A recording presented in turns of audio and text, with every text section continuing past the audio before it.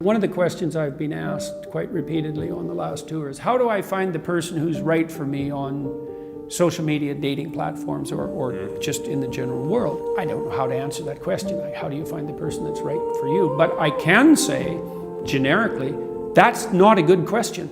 It's the wrong question. And if you pose the question like that, you will not find an answer. The right question is, how can I make myself into the most attractive possible mate with young men? A huge part of the answer to that is clean up your room, put your life in order. Make your bed. Start there at least. What you're aiming at is highly productive generosity with some spine. One of the most terrifying elements of psychoanalytic thinking is very tightly allied with religious thinking, which is that you are not the master of your own house.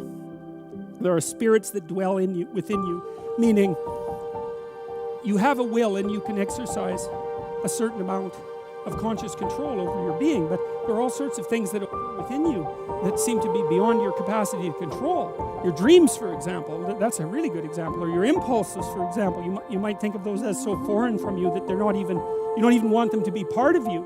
But more subtly even, how about what you're interested in, what compels you? Like, where does that come from? Exactly. Because you can't conjure it up of your own accord, you know. So if you're a student and you're taking a difficult course, you might say to yourself, well, I need to sit down and study for 3 hours. But then you sit down and that isn't what happens. Your attention goes everywhere. And you might say, well, whose attention is it then if it goes everywhere? Because you say it's your attention. It's like, well, if it's your attention, maybe you would be able to control it, but you can't. And so then you might think, well, Jen, just exactly what the hell is controlling it? And you might say, well, it's random. Well, it better not be random. I can tell you that. That happens to some degree in schizophrenia. There's an element of randomness in that. It's not random. It's driven by the action of phenomena that I think are best considered as something like subpersonalities, although even that's only a partial description. You can't make yourself interested in something. Interest manifests itself and grips you. That's a whole different thing. And so what is it that's gripping you? And how do you conceptualize that? Is that a divine power? Well, it's divine as far as you're concerned because it grips you and you can't do anything about it. And so there's a calling in you towards what you're compelled by and what you're interested in. And sometimes that might be very dark and sometimes not. But you're compelled forward by your interest. And so the idea that what moves you away from your country and your father's house and the comforts of your childhood home is something that's beyond you and that you listen to and hearken to. That's exactly right. And you can say, well, I don't want to call that God. It's like, it doesn't matter what you call it exactly. It doesn't matter to what it is, what it's called. It still is. And if you don't listen to it, that's the other thing. If you don't listen to it, and I've been a clinician and talked to enough people now, as old as I am, to know this absolutely. If you do not listen to that thing that beckons you forward, you will pay for it like you cannot possibly imagine. You'll have everything that's terrible about life in your life and nothing about it that's good. And worse, you'll know that it was your fault and that you squandered what you could have had. So, this is not only a calling forth, but a warning. Unto a land that I will show thee. And that's it, that I will show thee. And you don't want to be too concrete about this, you know. There's all sorts of new territories that you can inhabit. There's abstract and conceptual territories. If you go to university and you study biology or you study physics or any discipline, you're in a territory, right? You're in the territory that all the scholars have established. And then as you master the discipline, you move out beyond the established territory into the unknown. And that's a new land, right? Maybe it's even a land of your enemies, for that matter. But it's a new land. The frontier is always in front of you. And so, you know, when the earth was less inhabited than it is now, the frontier was the psychological frontier and the geographical frontier was the same thing, and now they've separated to some degree because there's not so much geographical frontier. But the frontier is a place that never disappears, and the land that's beyond the land that you know is always there, and it's always where you should go. And all of that's packed into these, 4 phrases. So when I've been thinking about narrative, you look at the world through a story. You can't help it. the story is what gives value to the world, or the story is what you extract from the value of the world. You can look at it either way. You're somewhere and it's not good enough, right? That's the eternal human predicament.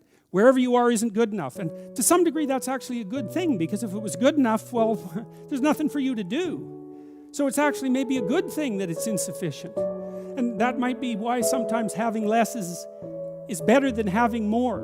And I don't want to be a Pollyanna about that. I mean, I know that there's deprivation that can reach to the point where it's completely counterproductive. But it isn't always the case that starting with little is...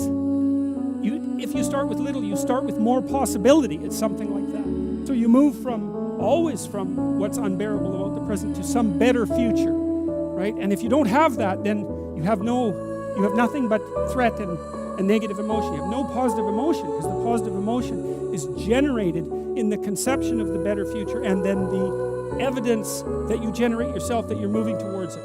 That's where the positive and fulfilling meaning of life comes. So you want to set up this structure properly.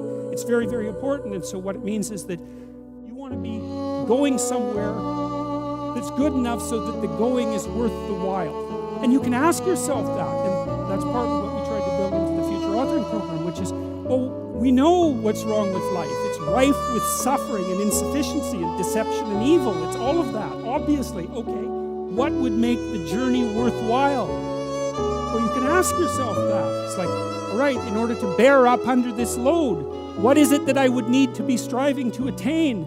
And if you ask yourself that, that's to knock and the door will open. That's what that means. If you ask yourself that, then you will find an answer, and you'll shrink away from it. You'll think, well, there's no way I could do that. It's like, well, you don't know what you could do. You don't know what's possible. And you're not as much as you could be. And so God only knows what you could do and have and give if you sacrificed everything to it. And that's the reason Abraham is constantly making sacrifices. And it's archaic, right? He's burning up like baby lambs, but well, they're alive, that's something. And they're valuable, and that's something. You have to admit, even if you think about it as a modern person, that the act of sacrificing something might have some dramatic compulsion to it. To go out into a flock and to take something that's newborn and to cut its throat and to bleed it and to burn it might be a way of indicating to yourself that you're actually serious about something. And it isn't so obvious that we have rituals of seriousness like that now. And so it's not so obvious that we're actually serious about anything. And so maybe that's not such a good thing. And so maybe we shouldn't be thinking that these people were so archaic and primitive and superstitious. It's possible that they knew something that we don't.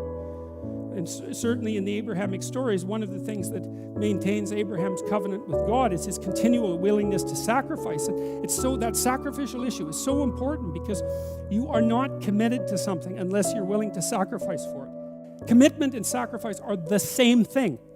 And I think it borders on miraculous that those concepts are embedded into this narrative at the level of dramatic action, instead of abstract explanation. People are acting this out.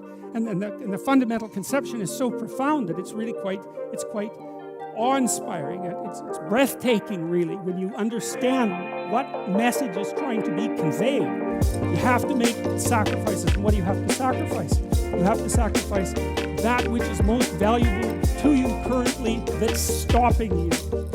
And God only knows what that is. It's certainly the worst of you. It's certainly that. And God only knows to what degree you're in love with the worst of you.